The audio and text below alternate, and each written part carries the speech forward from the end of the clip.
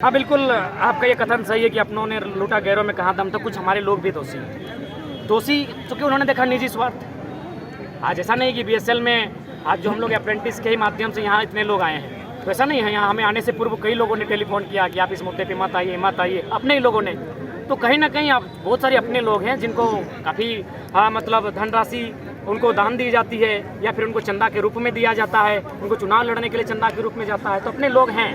आपको बिजनेस करने के लिए भेजे थे, ये नियम बनाने के लिए भेजे थे। आज झारखंड के सभी लोगों को समझना चाहिए कि हमने व्यापारी नहीं, हमने एमएलए चुना था। ये तो व्यापारी बन गए और आज हमें दोष देते हैं। आप सब के सब व्यापारी हैं। आपका सारा चिट खोलेंगे 24 में, सारा चिट खोलेंगे, 1 बाय 1 चिट खोलेंगे कि आपका कहाँ जमीन है, कई गो अकाउंट है, उस जमीन की अवैधता क्या है, सारा चिट खोलेंगे 24 में कि हमने एमएलए चुना था, एमपी चुना था, या बिजनेस चुना था, कंपनी के दलालों को चुना था।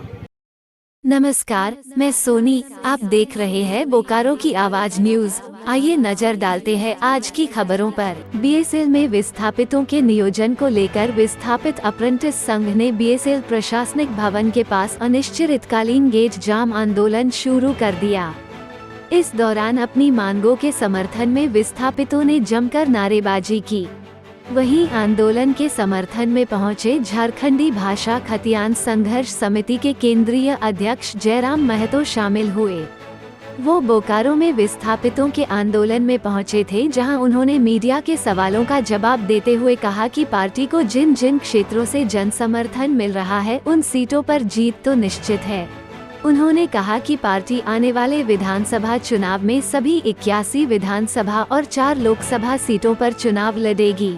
उन्होंने कहा कि हमारी पार्टी झारखंड के हितों और जनभावनाओं को ध्यान में रखते हुए राज्य के वैसे क्षेत्रों के जनता को जोड़ने का काम करेगी जो विस्थापन का शिकार हुआ है और लंबे समय से आंदोलन कर रहा है। साथ ही झारखंड में 1932 के आधार पर स्थानीय नीति को लागू करने की विचारधारा के तहत पार्टी आंदोलन कर रही है। पार्टी काफी मजबूत स्थिति में उभर रही है और बाकी हिस्सों में भी जन आंदोलन कर रहे युवाओं को एकजुट करने में लगी हुई है।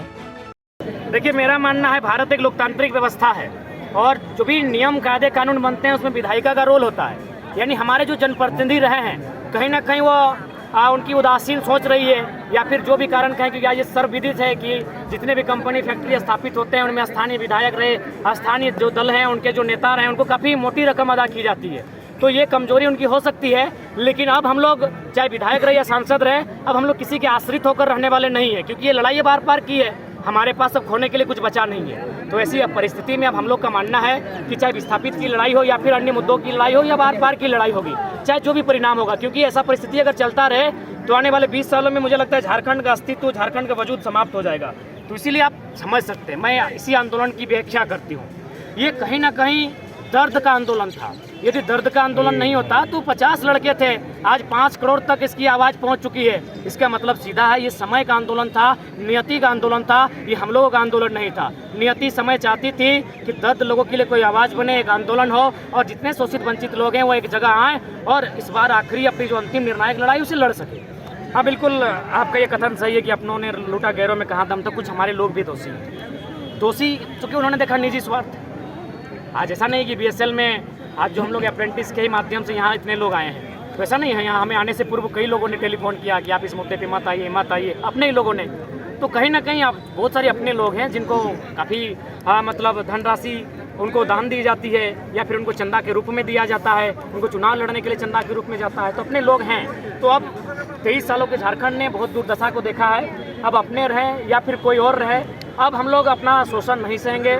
हमारी आवाज़ रहे, हमारे जो भी लड़ाकू हैं वो अब सामने आकर अपनी लड़ाई को लड़ेंगे, आर पार की लड़ाई लड़ेंगे। और फिलहाल हम लोग भी विधिवत लड़ेंगे, एक चरणबद्ध होकर लड़ेंगे, एक सीरीज में लड़ाई लड़ेंगे।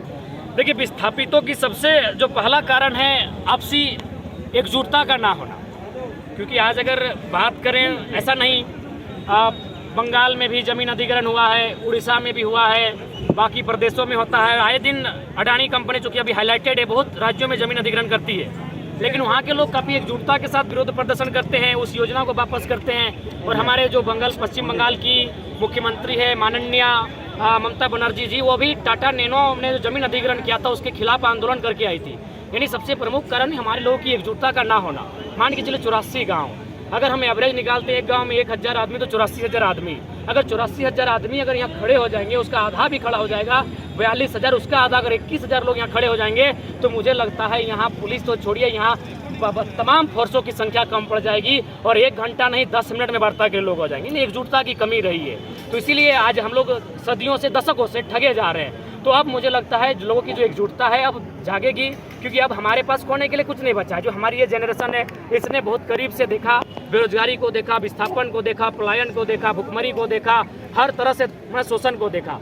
तो मेरा मानना है कि जो हमारी सबसे बड़ी समस्या है एकजुटता का ना होना, उसके बाद हमारे जो लीडर हैं, हमारे जो लोग हैं केवल वोटर्स बन के, ऐसा नहीं है कि बोकारो में हमारे आज तक जनप्रतिनिधि नहीं रहे, विशेषकर जो खाटी की बात करें, जो माटी की बात करें, हमारे आज तक सांसद नहीं रहे जो मैंने मेंबर ऑफ पार्लियामेंट में जाके बीएसएल के, सिंदरी, एफसीआई के दर्द को रख सके। हमेशा 1952 से लोग जो अन्य राज्यों के वे लोग चुन के गए, तो उन्हें क्या वास्ता होगा हमारी ज़मीनें से, क्या हमें लाभ मिलता था, हमारी ज़मीनों को छीन जाने का दर्द किसे है।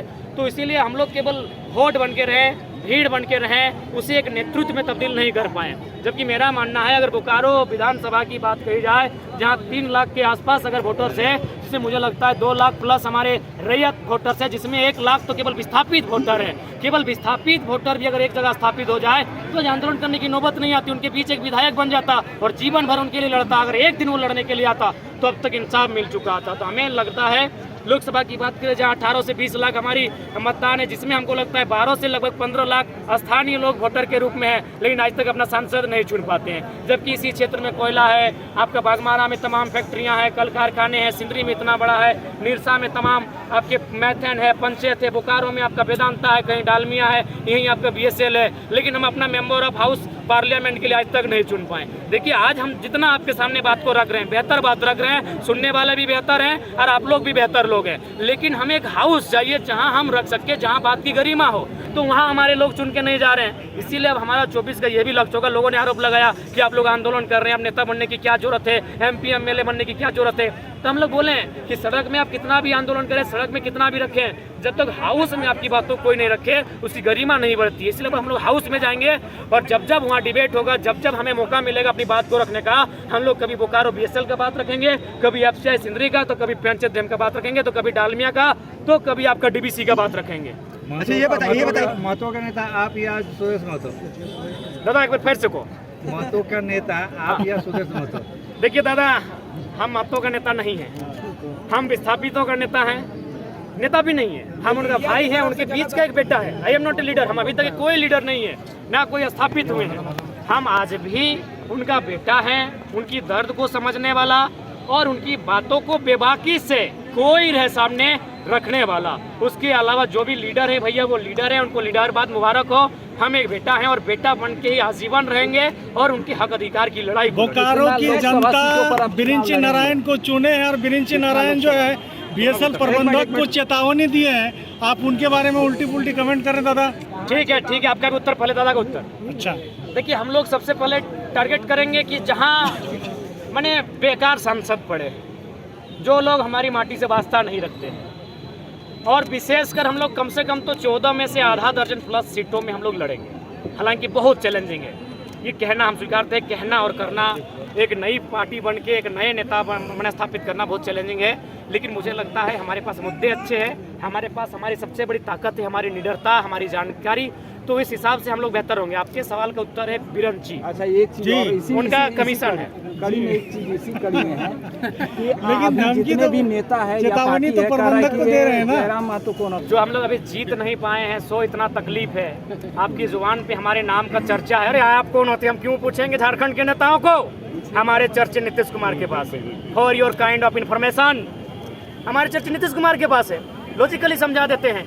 माननीय खीरू महतो, हम उनका सम्मान करते हैं, आदर करते हैं। वे राजनीतिक विश्राम की ओर थे, अचानक वो चले जाते हैं राज्यसभा। क्यों? देखा कि झारखंड में एक मूवमेंट हो रहा है, और मूवमेंट में जो संख्या है किनकी, ऐसी बात है संख्या है लेकिन सबका आंदोलन है, सीधा उन्होंने उठाया और राज्यसभा लेके गए क्योंकि बैलेंस कर सके। और एक बात आई, 60-40 बिहार में भी हो गया। माननीय नीतीश कुमार आते हैं, CM के साथ बैठते हैं, तेजस्वी जी को साथ लाते हैं और सीधा जाके बिहार में भी ओपन होता है। तो इनकी बात क्यों करेंगे? तो हमारे चर्चे नीतीश कुमार के पास हैं। नसीहत क्या दीजिएगा? उनको नसीहत देंगे कि देखिए, पहला बात हम लोग अभी भी चाहते हैं अरे पॉलिटिक्स में तो आप लोग स्थापित हैं, कोई 72 से, कोई 85 से, कोई 80 से, कोई 1885 से। आपने ना मौका दिया।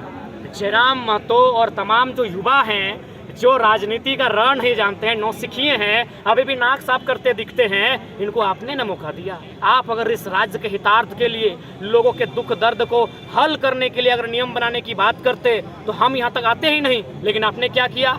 किसी ने महेंद्र सिंह धोनी के साथ, किसी ने अग्रवाल के साथ, किसी ने वेदांता के साथ, किसी ने टाटा के साथ, किसी ने बीएसएल के साथ पार्टनरशिप में बिजनेस किया।